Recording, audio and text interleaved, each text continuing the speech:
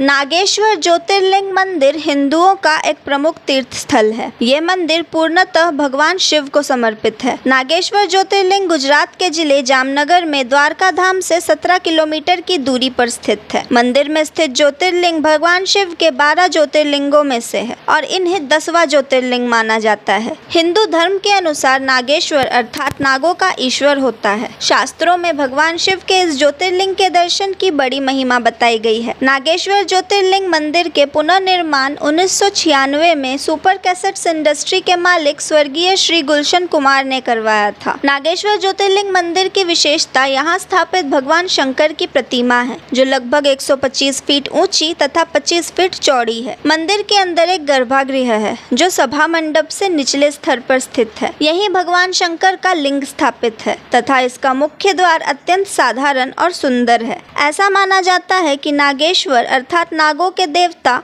वासुकी जी भगवान शिव जी के गले में कुंडली मारकर बैठे रहते हैं। इस मंदिर में स्थापित ज्योतिर्लिंग का दर्शन करने वालों के लिए भगवान शिव की बहुत महिमा होती है। कहा जाता है कि इस मंदिर में विष से संबंधित सभी रोग से मुक्ति प्राप्त हो जाती है। शिव जी के इन मंदिरों को ज्योतिर्लिंग कहा जाता है क्योंकि इन स्थानों पर भगवान शिव अपने भक्तों की श्रद्धा पूर्वक पूजन से प्रसन्न होकर स्वयं उत्पन्न हुए थे। धार्मिक ग्रंथों के लेखों में कहा गया है कि इस पवित्र ज्योतिर्लिंग के श्रद्धा पूर्वक दर्शन करने से पापों से मुक्ति प्राप्त होती है। इस ज्योतिर्लिंग को रुद्र संहिता में द्वारकावने नागेश के नाम से भी जाना जाता है। पौराणिक कथा के अनुसार सुप्रिय नाम का एक व्यापारी भगवान शिव का अनन्य भक्त था। उसके बारे में ऐसा माना जाता था कि वह बहुत ही ज्यादा धर्मात्मा और सदाचारी था। उसकी इस भक्ति और सदाचारिता से एक बार दारुक नाम का राक्षस नाराज हो गया। राक्षस प्रवृत्ति का होने के कारण उसे भगवान शिव जरा भी अच्छे नहीं लगते थे, इसलिए वह ऐसे अवसरों की तलाश करता था जिससे वह सुप्रिय को नुकसान पहुंचा सके।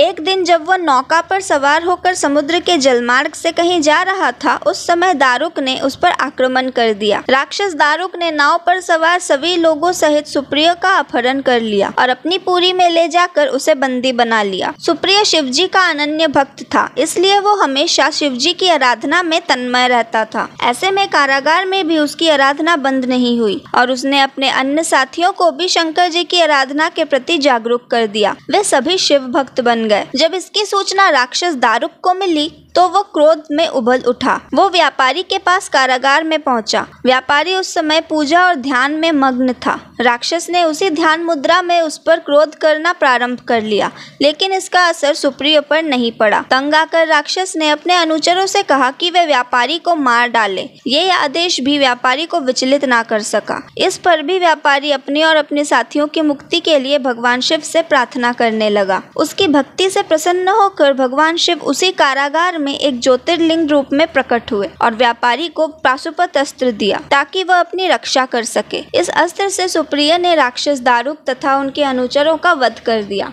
उसी समय से भगवान शिव के इस ज्योतिर्लिंग का नाम नागेश्वर पड़ा। नागेश्वर मंदिर सुबह 5 बजे प्रातः आरती के साथ खुलता है, जबकि आम जनता के लिए मंदिर 6 बजे खुलता है। सुबह से ही मंदिर के पुजारियों द्वारा कई तरह की पूजा और अभिषेक किए जाते हैं। भक्तों के लिए शाम 4 बजे श्रृंगार दर्शन होता है, जिसके बाद गर्भगृह में प्रवेश बंद हो जाता है। आरती शाम 7 बजे होती है तथा रात 9 बजे मंदिर बंद हो जाता है। त्योहारों के समय यह मंदिर ज्यादा समय के लिए खोल दिया जाता है।